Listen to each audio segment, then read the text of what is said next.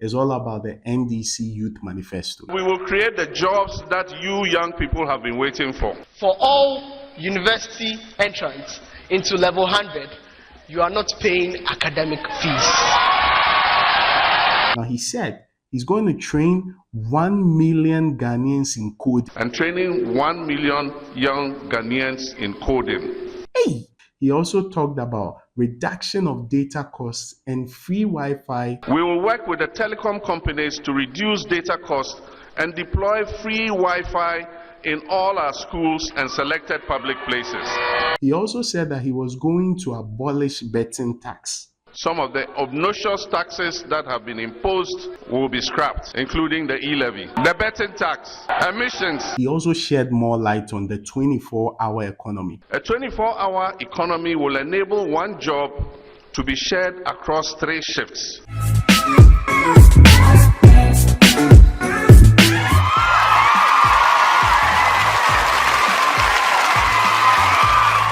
Ladies and gentlemen, there's a lot to unpack here today, so let's quickly get into it.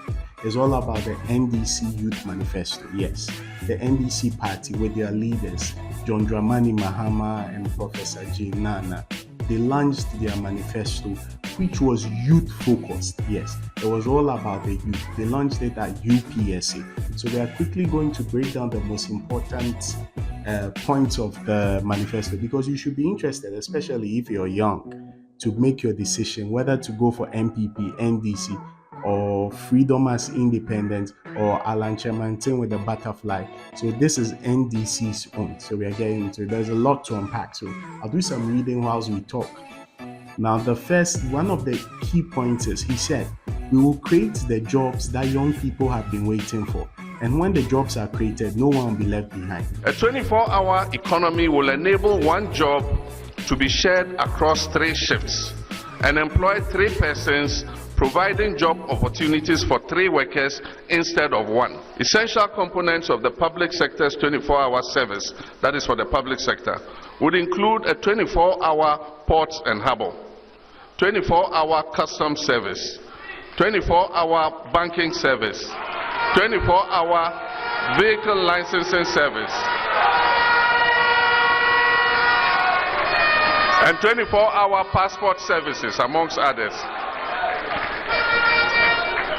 I also intend to incentivize the private sector to operate 24 hours, and targeted sectors in the private sector would include 24-hour agro-processing, 24-hour manufacturing, 24-hour construction, 24-hour sanitation and waste management, and we will create the jobs that you young people have been waiting for. And when these jobs are created, none of you will be left out. Political bias and nepotism have tarnished the recruitment processes within Ghana's security services and our public sector. This undermines trust in public institutions and creates disillusionment amongst our youth. Under my leadership, recruitment will be decentralized to ensure equitable representation of all our citizenry within the security agencies and our public services. So he's painting a picture that it will be all-inclusive. Everybody, there will be jobs for everybody. One of the issues plaguing Ghana currently is unemployment. Actually, I shouldn't say currently. It has always been an issue in Ghana. So he's saying that this is a time he's going to solve it. And then he stepped up and went ahead to outline how exactly he was going to do that. So the first part you should take notice. He said it will be inclusive for everybody, which reminds me of when MPP said that NAPCO will solve. Now down the line, it's about NDC today. Now he went deeper and then begin to outline what exactly he will do, because these are broad. Anybody can imagine what they will imagine. So he went deeper and then explained, broke it down.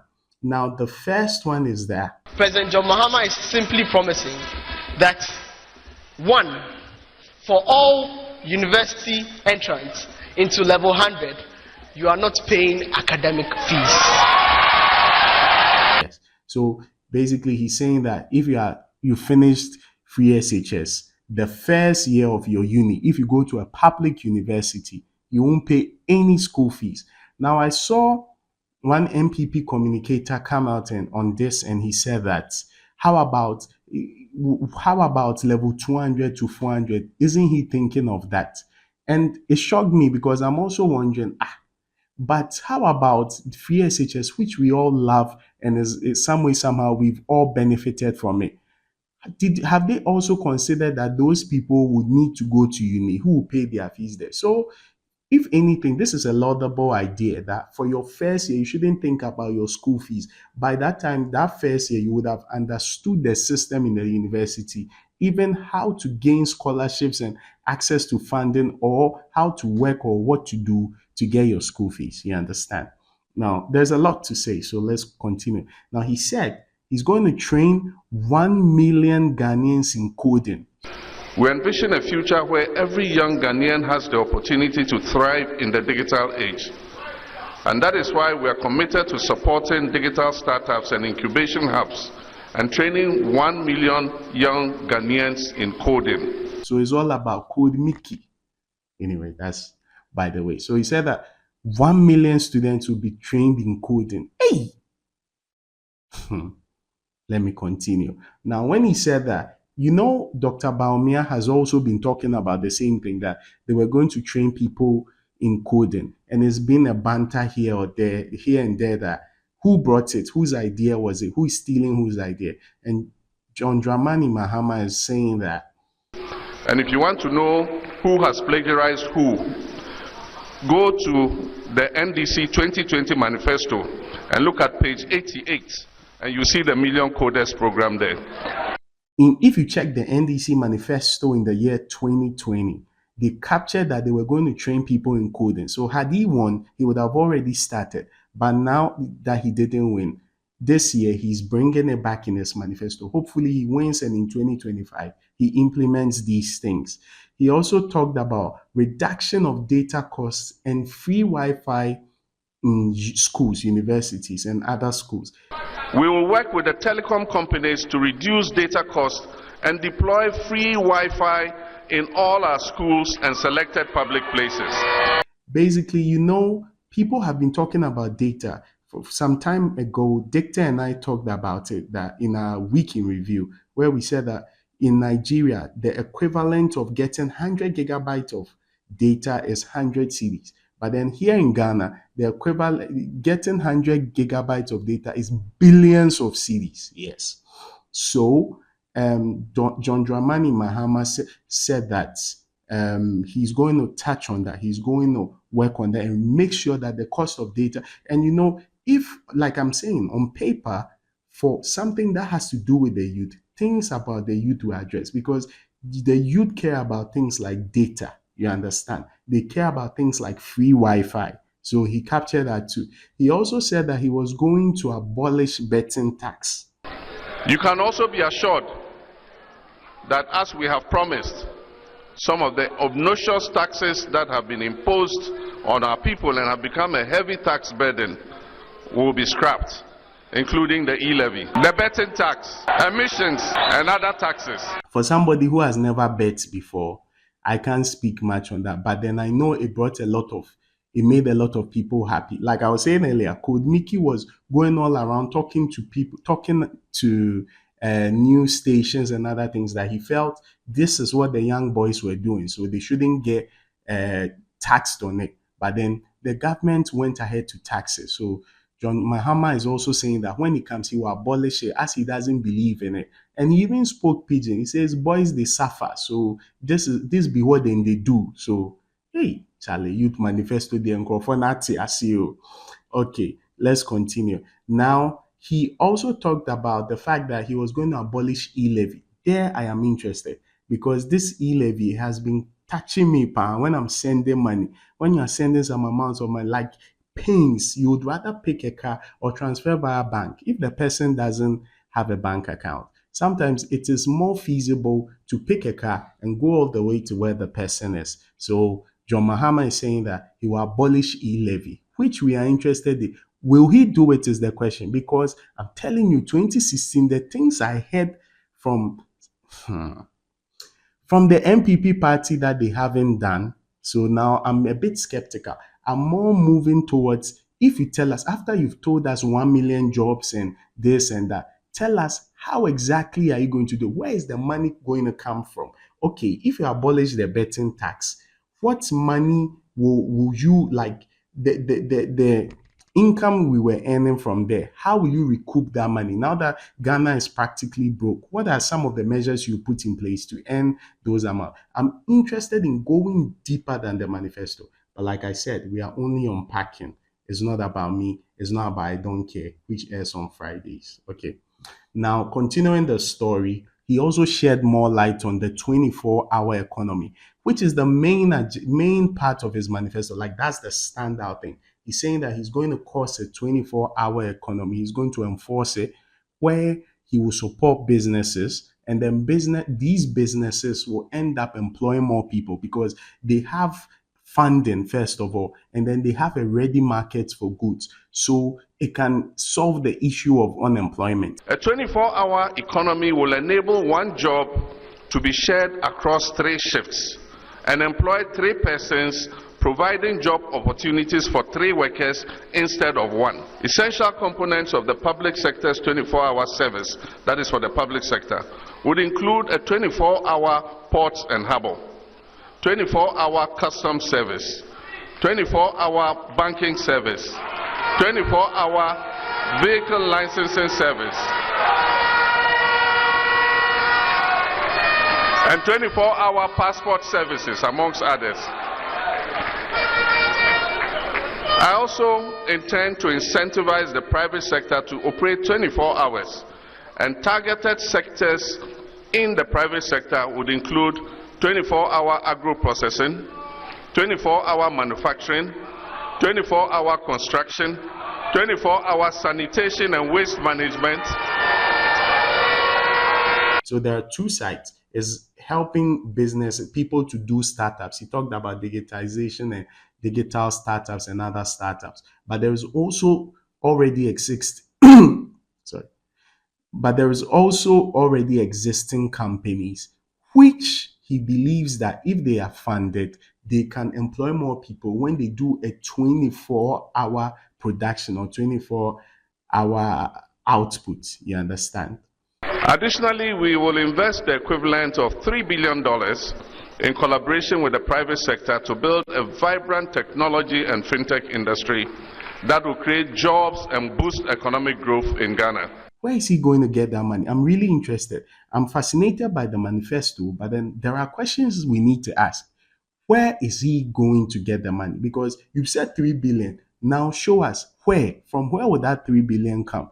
If you can show us and it's really practical, then we begin to believe, okay, then it's true. If His Excellency John Dramani Mahama comes, you get 3 billion, invest in fintech and other areas. And then we, the youth, we are all for it because it's all about jobs. We need jobs.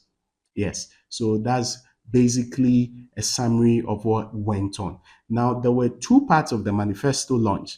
There was the first part at UPSA, and then the second part was at Bukom Boxing Arena. And of course, when it's Bukom Boxing Arena, Bukom Banku was there, Ayite Powers was there. So there were 2 sides. Now, the second part, it gave the opportunity for many influencers, especially Twitter, or should I say X, influencers to come and ask, or people who we know from as influencers and social media should I say activists. So we had people like Kali J, SDK, amongst other people coming there to ask.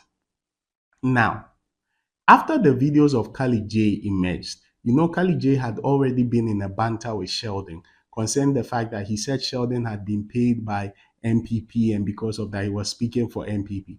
Now, people also say that, people were also saying that if Kali J and the other influencers were able to go to His Excellency John Dramani Mahama's Youth Manifesto launch, why are we not tagging them as NDC? Because they already started tagging a guy who performed, Olive the Boy, that he's NDC if he performed. He came out to say it's only business.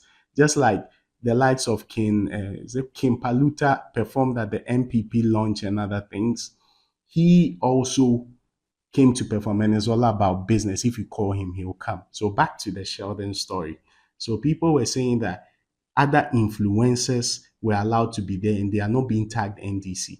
Why is it that when Sheldon does something, we tag him as MPP? Now, like I said, there were two parts, one at UPSA. So Sheldon came out to say that he was at the UPSA one, but he didn't go to the book unboxing arena one where there were going to be the question and answers. He's saying that I won't do it justice if I don't read. This is what he said. Now he said, you know what be funny about this? They invited me for the Bookum thing on condition that they would give me the questions to ask JDM. JDM is His Excellency John Dramani Mahama. So Sheldon is alleging that they asked him, he was going to go, but they said he can only come on condition that he will ask questions pre-prepared questions, like pre-written questions. And I don't think he would want to do that. If it is true, he's alleging. He's alleging. The story is still developing, but I'm bringing you the gist just in time. So if it is true, why don't you leave it? Because during the media personnel meeting where media men like Bernard Davle and other people came, Captain Smart and co came to speak to John Mahama in a press conference, they asked their questions. Or is Sheldon suggesting to us that those questions too were given to the people? I don't think so. I don't think people like Bernard Davle will go with questions prepared. But then these are youth. These are youth. It's possible, but I'm only reporting, Charlie. Now I said it's either my personal questions or nah. Be like they weren't interested in that, so I played FIFA. So Sheldon is saying the reason he didn't go is they weren't going to allow him ask his questions. Later in the same day, he comes out to correct. So another account was quoting what he said, and then he said he came out to clarify that he is not a neutral. He is MPP. He has stated categorically that he is an MPP supporter. Yes. So could that have been a reason why he's making these allegations which could be false?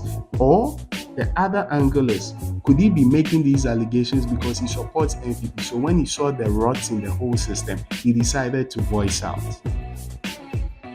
In the coming days, we'll know. So yeah, big ups to NDC for thinking about the youth and then doing a specific manifesto with the youth in mind. But there are many questions we need answering, and we'll be delving into it deeper in I Don't Care and as the stories emerge. So, ladies and gentlemen, it's been an update, another exciting episode. Remember to like, subscribe, and share. I've been coming here talking my throat. Like, subscribe, and share because there's more to unpack and there's a lot we do here. So, catch you same time. Bye.